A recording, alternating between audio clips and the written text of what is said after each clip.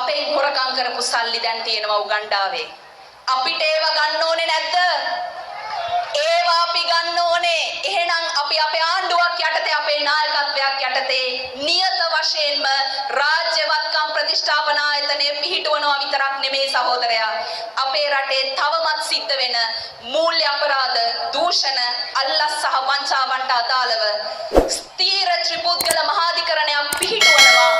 ඒ වගේම ඒ අපරාධයන්ට අදාළව මාස 6ක් වගේ කෙටි කාලයක් තුල සියලු විමර්ශන කටයුතු අවසන් කරලා ඒ නඩු සක්‍රිය වහලා අදාළ අපරාධකරුවන්ට නිසි ලෙස දඬුවම් පනවන නීතිය ක්‍රියාත්මක කරනවා කියන පොරොන්දුව අද පානදුරේදී අපි ඔබට දෙන්න කැමතියි. Oh my god! Wow! සහෝදරී කියලා කතා කරන්නද එහෙම නැත්නම් උගණ්ඩා කුමාරි කියලා කතා කරන්නද? මම කැමති සහෝදරී කියලා කතා කරනවා නම්. මේ දේශපාලනටත් එන්න කලින් මොකද්ද මේ දාගන්න ගොඩවල්? උගණ්ඩාවේ තියෙන සල්ලි නැවත රටට ගේන්න අවශ්‍ය නැද්ද කියලා හුදු තනි වාක්‍ය විතරක් සංස්කරණය කරාම ඒකේ විවිධ අරුත් එන්න පුළුවන්. කොහොමත් ප්‍රතිවාදී කඳවුරේ ඉන්නයි මේකේ වාසි ගන්නවා. වගකීමෙන් කියන්න පුළුවන්ද උගණ්ඩාවේ අපේ රටේ හොරකම් කරපු සල්ලි තැන්පත් කරලා තියෙනවා කියලා? ඔව්.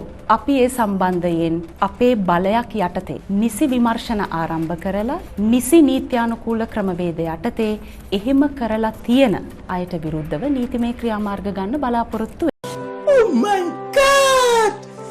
Wow!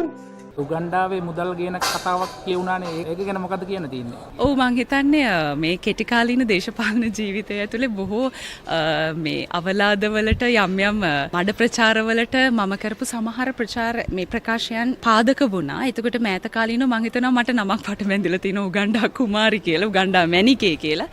කොහොම වුණත් මෙතනදී මට කියන්න තියෙන පැහැදිලිවම ජනාධිපතිවරණ රැලි මාලාවේදී දේශපාලන වේදිකාවේ කරපු සෑම කතාවකදීම මගේ මූලික ඉලක්කය වුණේ මේ රටේ නීතිය, සාමය, යුක්තිය, සාධාරණත්වය නැවත ඇති කරලීම වෙනුවෙන් ජනාධිපති අනුර කුමාර දිසානායක සහෝදරයාට සහ ජාතික ජන බලවේගයේ ආණ්ඩුවකට මොකක්ද කළ හැකි කාර්යභාරය කියන එක.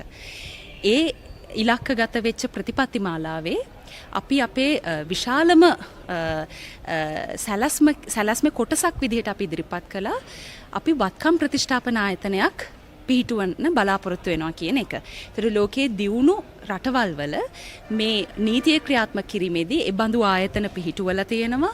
පාලන තන්ත්‍රයේ විසින් තමන්ගේ දේශය තුල හෝ දේශයෙන් පිටත මහජනතාවගේ මුදල් අයථා විදිහට පරිහරණය කරමින්, ආයෝජනය කරමින්, භාවිත කරමින් තියෙනවා නම් ඒව නැවත අත්පත් කරගන්න පුළුවන් ආයතනයක් පිහිටුවීම.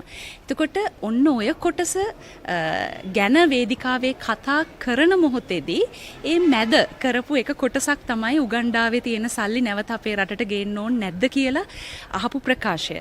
එතකොට මේ ප්‍රකාශය කරන මොහොතේත් මට පූර්ණ අවබෝධය තිබුණා තෝමස් ඩිලාරෝ සමාගම මුදල් මුද්‍රණය කරන බලපත්‍ර සහිත ආයතනයේ විසින් උගණ්ඩා රාජ්‍යයට යැවීම සඳහා මුද්‍රණය කරපු යම් මුදල් නෝට්ටු ප්‍රමාණයක් රැගෙන යාම සිද්ධ කරා. ඒක තමයි මේ මං හිතන්නේ සමාජයේ විසින් අර කතිකාවකට ලක් කරගත්ත පුවත. හැබැයි මේක තෝමස් ඩිලාරු සමාගම විසින් කරපු ඇනවුමකට අනුව කරපු මුද්‍රණය කරපු මුදල් රැගෙන යාමක්. නමුත් අපි දන්නවා මේ මොහොතේදීත් උගණ්ඩාව පමණක් නෙවෙයි ලෝකයේ බොහෝ රටවල් වල අපේ පෙර පාලන තන්ත්‍රය විසින් ආයෝජනය කරපු විවිධ වත්කම් තියෙනවා. කළු සල්ලි සුදු කරපු ඒවා තියෙනවා. ඒකට ඒවා ප්‍රසිද්ධිය කරලා නැහැ කවුරුත්. අප්‍රසිද්ධිය තමයි කරලා තියෙන්නේ. එතකොට ඒ අප්‍රසිද්ධිය කරපු මුදල් ආයෝජන වලට අදාළව, මුදල් රැගෙන යාම් වලට අදාළව අවශ්‍ය කරන නීති ප්‍රතිපාදන අපේ ආණ්ඩුවක් අපේ බලයක් යටතේ සිද්ධ කරන්න අපි බලාපොරොත්තු වෙනවා. ඒක ජාතික ජන බලවේගය නෙමෙයි. ජනතාව බලාපොරොත්තු වෙන ඕනෑම ආණ්ඩුවකින්. ඕනෑම ආණ්ඩුවකින් බලාපොරොත්තු වෙන ජනතාවගේ මුදල් අපයෝජනයට ලක් කරලා අවභාවිත කරලා තියෙනවා නම් ඒව නැවත ජනතාවටම ලැබෙන ක්‍රමවේදයක් සකස් කරයි කියන එක. ඉතින් මේ මොහොතේදී මට කියන්න තියෙන්නේ ඒ කරපු ප්‍රකාශය සම්බන්ධයෙන් මම පූර්ණ වගකීම දරනවා සහ ඒ සම්බන්ධයෙන් ඉදිරියේදී අපේ ආණ්ඩුවක් යටතේ යම් විමර්ශන කටයුතු සිදු වේවි. ඒක උගන්ඩාවේ විතරක් නෙවෙයි.